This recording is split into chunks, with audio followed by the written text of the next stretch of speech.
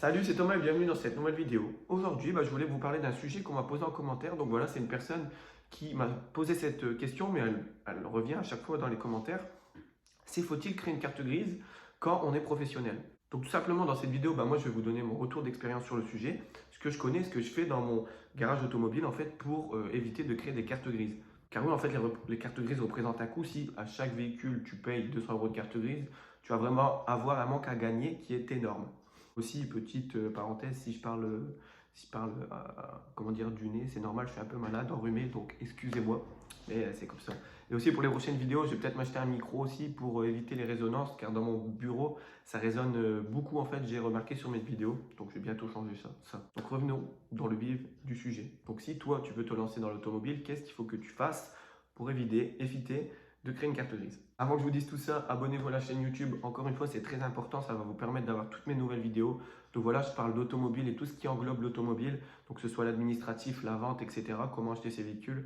Donc si tu es intéressé, abonne-toi à la chaîne YouTube, ça va te permettre d'avoir tous mes nouveaux conseils pour toi aussi, pourquoi pas, te lancer, gagner de l'argent dans l'automobile. Et si tu es pressé, si tu veux vraiment en savoir plus directement, clique dans le premier lien en dessous dans la description qui va te permettre tout simplement de recevoir une série de vidéos offertes que j'ai créées pour toi en fait, pour te remercier de regarder mes vidéos et pour t'aider. Donc voilà, ça parle de l'automobile, comment débuter son activité quand tu pars vraiment de zéro. Vas-y, tu cliques sur le lien, tu mets ton email, ça t'a envoyé dans ta boîte mail directement.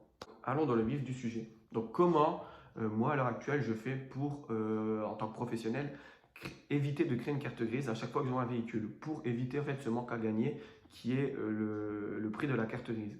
Donc en fait, qu'est-ce qu'il faut faire? C'est tout simple. Une fois que tu auras rempli les papiers, que tu auras la facture de vente, le certificat de cession, etc., au nom de ton entreprise, tout le temps faire le certificat de cession au nom de ton entreprise et mettre le temps pour ton entreprise sur la carte grise, tu vas faire ce qu'on appelle une DA, une déclaration d'achat.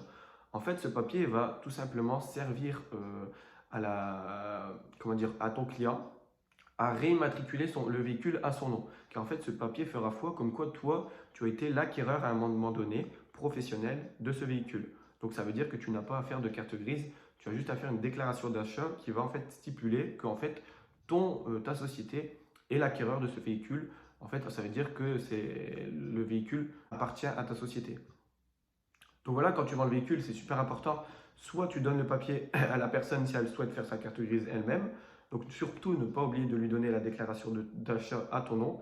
Et si c'est toi qui l'as fait, tu la gardes et tu la mets dans le dossier. Il faudra la donner à la personne qui se charge de faire les cartes grises. Si c'est toi qui les fais toi-même, bon courage. Je préfère moi personnellement déléguer à un prestataire, à un centre agréé de carte grise, lui donner 5-10 euros pour faire la DA et je suis tranquille. Donc voilà, moi je préfère ça. Je vous conseille de faire ça. 5 gains de temps et au moins tu as juste à donner tous les papiers complets. Voilà, petit récapitulatif, moi je fais comme ça à l'heure actuelle et il faut faire comme ça pour ne pas payer de carte grise. Tu fais une déclaration d'achat, en fait tu rassembles les papiers, tu vas à un centre agréé de carte grise, tu lui demandes de faire une déclaration d'achat sur le nouveau véhicule, il a fait, il te la sort et il te donne ce papier. Et ce papier en fait stipule que cette voiture est au nom de ta société. Donc voilà, j'espère que vous aurez compris. Encore une fois, n'hésitez pas à mettre des commentaires pour que je vous aide si vraiment vous avez des questions sur le sujet. Donc voilà, c'était Thomas. Encore une fois, merci de regarder cette vidéo. Abonnez-vous si ce n'est pas encore fait pour avoir toutes mes nouvelles vidéos sur le sujet de l'automobile. Et si vous voulez aller plus loin, j'ai une formation offerte juste en dessous, une série de vidéos que je vous offre pour vous remercier de me suivre et pour vous aussi vous permettre de vous donner tous mes conseils, vous donner mon apprentissage, entre guillemets, tout ce que je sais sur l'automobile en fait. Voilà, premier lien en dessous dans la description, tu mets ton email, je t'envoie toutes ces séries de vidéos par email tout simplement. Donc voilà, c'était Thomas. Je te souhaite bonne journée, bonne soirée. Moi, je vais retourner à mes voitures car il va bientôt être l'heure de reprendre pour moi.